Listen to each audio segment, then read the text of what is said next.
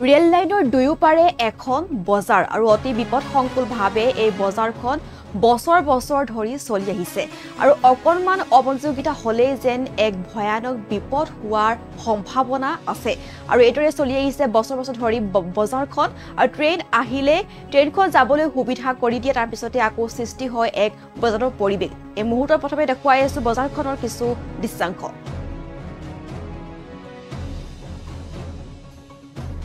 মাৰ্ঘেৰিটা নগৰৰ মাজমজিয়াস্থিত এখন বিশেষ বজাৰ আৰু সপ্তাহৰ প্ৰতি দেওবাৰে বজাৰখন বহিছিল যদিও বৰ্তমান বজাৰখন দৈনিক বজাৰলৈ পৰিণত হৈছে আৰু মাৰ্ঘেৰিটা আটাইতকৈ পুৰণি বজাৰ এইখন এখন সাপ্তাহিক বজাৰ আৰু এতিয়া এই বজাৰখন দৈনিক বজাৰলৈ পৰিণত হৈছে আৰু কিন্তু আটাইতকৈ আচৰিত কথাটো হৈছে মাৰ্ঘেৰিটা আটাইতকৈ পুৰণি বজাৰখন আজিও বিপদসংকুলভাৱে ৰেল লাইনৰ দুয়োপাৰে সংস্থাপিত হৈ আছে আৰু ফলত যিকোনো মুহূৰ্ততে ভয়ংকৰ দুৰ্ঘটনা সংঘটিত হোৱাৰ আশংকা নুই কৰিব নোৱাৰে আৰু বজাৰখন বহি থকা অৱস্থাতে পুৱাৰে পৰা বহুকেইখন ৰেল অহা যোৱা কৰে আৰু অকণমান অমনোযোগিতাই যেন ভয়ংকৰ বিপদৰ সৃষ্টি কৰিব পাৰে আৰু ইয়াৰ পিছতো কিন্তু ৰেল বিভাগ কিংবা মাৰ্ঘেৰিটা পৌৰসভাই আজি পৰ্যন্ত বজাৰখন হস্তান্তৰ কৰাৰ বাবে কোনো ব্যৱস্থা গ্ৰহণ কৰা নাই আৰু যাৰ পৰিপ্ৰেক্ষিতত দীৰ্ঘদিনে বিপদসংকুলভাৱে বজাৰখন ক্ৰেতা বিক্ৰেতাই বিভিন্ন বয়বস্তু কিনা বেচা কৰি আহিছে আৰু স্থানীয় সচেতন মহলে দুৰ্ঘটনা সংঘটিত হোৱা আশংকা প্ৰকাশ কৰাৰ লগতে বজাৰখন অন্য স্থানলৈ হস্তান্তৰ কৰিবলৈ বিভাগীয় কৰ্তৃপক্ষক আহ্বান জনাইছে আনহাতে আকৌ একাংশই ঐতিহ্যমণ্ডিত বজাৰখন কোনো ধৰণৰ অসুবিধা নাই বুলিও কয় আৰু এইদৰে ট্ৰেইন আহিলে ট্ৰেইন যাবলৈ সুবিধা কৰি দিয়ে তাৰ পিছতে আকৌ বজাৰৰ পৰিৱেশ সৃষ্টি হয় আৰু এইদৰে এতিয়া বছৰ বছৰ ধৰি চলি আহিছে এই বজাৰখন ৰেল লাইনৰ দুয়োপাৰে আৰু মাৰ্ঘেৰিটাৰ আটাইতকৈ এখন পুৰণি আৰু চৰ্চিত বজাৰ আৰু ৰেল লাইনৰ দুয়োপাৰে এইদৰে বজাৰখন সংস্থাপিত হৈ আহিছে দীৰ্ঘদিন ধৰি আৰু পূৰ্বতে প্ৰতি দেওবাৰে হৈছিল যদিও এই বজাৰখন এতিয়া দৈনিক বজাৰলৈ পৰিণত হৈছে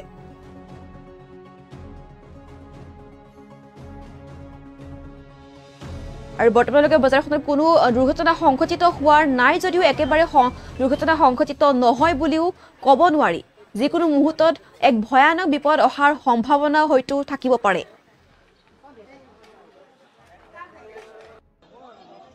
আৰু বজাৰখনৰ সন্দৰ্ভত এই মুহূৰ্তত স্থানীয় লোকৰ কিছু মন্তব্য আছে প্ৰথমে মন্তব্য শুনাব বিচাৰিছো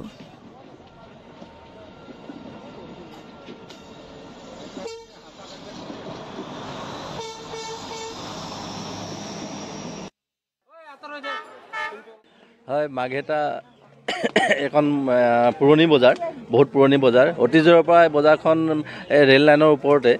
ওপৰতে চলি আহিছে শাক পাচলি বিশেষকৈ শাক পাচলি বা অন্যান্য সামগ্ৰী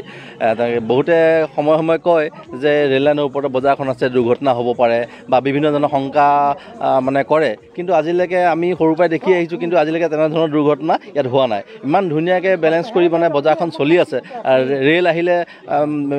যিসকল বেপাৰী আছে তেওঁলোকে ধুনীয়াকৈ আঁতৰি দিয়ে আৰু তাত ধুনীয়াকৈ ৰেলখন পাৰ কৰি লৈ যায় ঠিক তেনেধৰণৰ ব্যৱস্থা অতীজৰ পৰা এইটো মানে এতিয়া পৰা আমি সৰু থকা অৱস্থাৰ পৰাই দেখিছোঁ এই ধৰণে বজাৰখন চলি আছে আৰু আজিলৈকে তেনেধৰণৰ কোনো ধৰণৰ দুৰ্ঘটনা শুনা আমি আগতেতো অলপ বেয়া আছে ৰেল ব্যৱস্থাটো বেয়া আছিলে কিন্তু আজিকালি চব বায়ু টয়লেট কৰাৰ কাৰণে সেই অসুবিধাবিলাকো নাইকিয়া হ'ল লেতেৰা পৰা ৰাস্তা সেইবিলাক অসুবিধা নাইকিয়া হ'ল তাৰ কাৰণে বেপাৰীসকলেও অকণমান সুবিধা হ'ল আৰু তেওঁলোকে ইয়াতে বহি পেলাই কাৰণ মানুহৰ এটা মানে অভ্যাসত পৰিণত হৈছে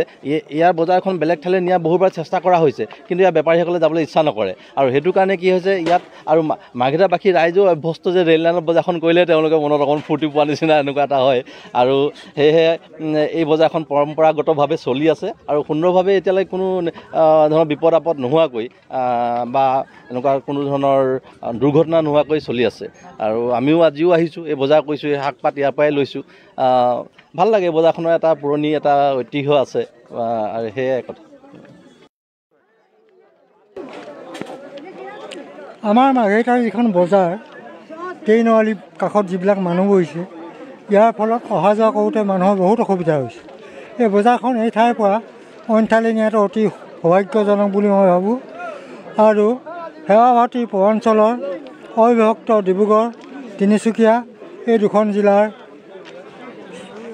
জ্যেষ্ঠ সেৱা প্ৰমুখ ডাক্তৰ মানিক চন্দ্ৰ চেতিয়াই এই কথাষাৰ কৈছে। এই কথাষাৰ এই অভাজনে কৈছে বুলি আপোনালোকে দিল্লীতো গৈ সুধিব পাৰে। দিল্লীৰ প্ৰাইম মিনিষ্টাৰক, চিফ মিনিষ্টাৰক, যাকেই নহওক লাগে চবেই কৈ দিব আৰু সুধিব পাৰে ৰাষ্ট্ৰীয় স্বয়ংসেৱক অফ ইণ্ডিয়া ভাৰত। বজাৰখন বহুদিনীয়া পুৰণি হ'লেও মানুহৰ জনসংখ্যাই আজি অৰণ্যই আজি অসমত যি বসবাসৰ সৃষ্টি কৰিছে এইবিলাক কথা ক'লেতো ভাৰত চৰকাৰে হয়তো বেয়াও পাব পাৰে। গতিকে মই এজন কবি হিচাপে স্বৰচিত এটা কবিতাৰে আপোনালোকক লগতে বিশাল ভাৰতবৰ্ষক চিনাকি দি থৈ যাওঁ, সেইটোকে মনত ৰাখিলে হৈ গ'ল। আজি বিশ্বৰ মানৱ জাতিক জনাইছোঁ প্ৰত্যাহ্বান, অসমৰ অসমীয়াই হ'ল সমগ্ৰ ভাৰতবৰ্ষৰ লগতে খালিস্তান, পাকিস্তান, বাংলাদেশ, নেপাল আদি ৰাষ্ট্ৰৰো বৰঘৰ, মালঘৰ, বাটচৰা, চৰাঘৰ, স্বয়ংদন্ত উদঙীয়া পথাৰ, অনেক ৰান্ধনি আঞ্জা খোলা হৈ থকা আজিৰ অসমক লৈ কোনোবাই অসমীয়াই কৈছে নি কাৰোবাক? কিয় আহি বহিছোঁ বহিছোঁ মাটি বাৰী দখল কৰি নবে ল'ৰা ছোৱালী জন্ম দি জনন্য কৰিছোঁ ইয়াত। আজি অসমীয়াৰ ওপৰত অত্যাচাৰ, অনাচাৰ, ব্যভিচাৰ তুঁহ জুই জ্বলিছে ইয়াত। আজি অসমক বসবাস কৰি থকা প্ৰতি জনগোষ্ঠী কিয় বাৰু এবাৰ ভাবি চোৱা নাইকিয়া? বিশ্বৰ ভিতৰত সহজ সৰল উদাসীনতা জাতি বুলি আজিও অসমীয়াই কিয় স্থান পোৱা নাইকিয়া?